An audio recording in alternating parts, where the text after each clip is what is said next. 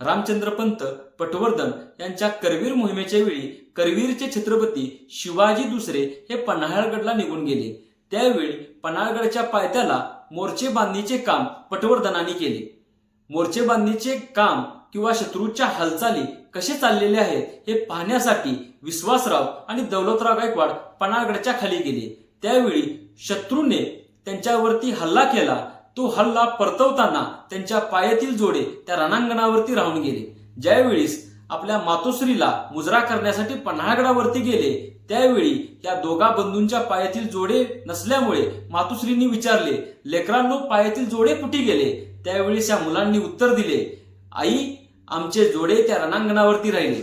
त्यावेळी मातोश्रींनी उत्तर दिले, तुमचे जोडे तुम्ही परत आणल्याशिवाय तुम्ही मुजऱ्याला येऊ नये। आणि यानंतरनं विश्वासराव आणि दौलतराव गायकवाड आणि सोबत हुजऱ्या घेऊन ते राक्षीच्या मैदानावरती म्हणजे राक्षीच्या वड्यावरती गेले आणि त्या ठिकाणी या पटवर्धनाच्या सैन्याने या तिघांच्यावरती हल्ला केला।